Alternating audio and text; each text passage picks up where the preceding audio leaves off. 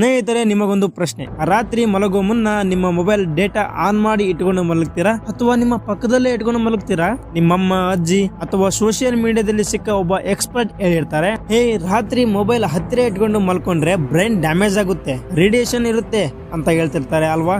ಸ್ನೇಹಿತರೆ, ನಾನು ಕೂಡ ಈ ಮಾತು ಕೇಳಿದ್ದೀನಿ. ರೇಡಿಯೇಷನ್ ನಿಜಕ್ಕೂ ಅಪಾಯಕರವೇ ಅಥವಾ ಇದು ಕೇವಲ ಒಂದು ಮಿಥ್ಯೆಯೇ? ಈ ವಿಡಿಯೋ ಕೊನೆವರೆಗೂ ನೋಡಿ, ಯಾಕೆಂದ್ರೆ ನಿಜವಾದ ಸಮಸ್ಯೆ ಯಾವುದು ಅನ್ನೋದನ್ನ ನಾನು ಸ್ಪಷ್ಟವಾಗಿ ಹೇಳ್ತೀನಿ. ಸ್ನೇಹಿತರೆ, ಮೊದಲು ರೇಡಿಯೇಷನ್ ಅನ್ನೋ ವಿಷಯಕ್ಕೆ ಬರೋಣ. ಸ್ನೇಹಿತರೆ, ಮೊಬೈಲ್ ಫೋನ್ ಇಂದ ಬರೋ ರೇಡಿಯೇಷನ್ ನಾನ್ ಅಯೋನೈಸಿಂಗ್ ರೇಡಿಯೇಷನ್ ಎಂದು ಕರೆಯುತ್ತಾರೆ.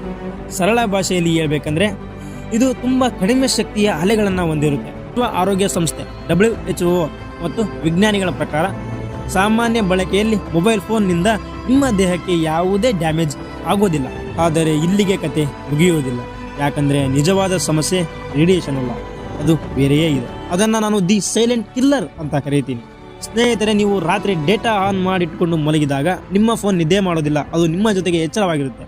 ಇನ್ಸ್ಟಾಗ್ರಾಮ್ ಲೈಕ್ ಬಂದಿದೆ, ವಾಟ್ಸಪ್ ಮೆಸೇಜ್ ಬಂದಿದೆ, ಯೂಟ್ಯೂಬ್ ನೋಟಿಫಿಕೇಶನ್ ಬಂದಿದೆ, ಹೀಗೆ ಇದೆಲ್ಲ ಮೆದುಳಿಗೆ ಸಿಗ್ನಲ್ ಕಳಿಸ್ತಾ ಇರುತ್ತೆ. ಅಷ್ಟೇ ಅಲ್ಲ, ಮೊಬೈಲ್ ಸ್ಕ್ರೀನ್ ನಿಂದ ಬರೋ ಬ್ಲೂ ಲೈಟ್ ನಿಮ್ಮ ದೇಹದಲ್ಲಿ ಮೆಲೋಟೋನಿನ್ ಅನ್ನೋ ಹಾರ್ಮೋನ್ ಪ್ರೊಡಕ್ಷನ್ ನಿಲ್ಲಿಸುತ್ತೆ.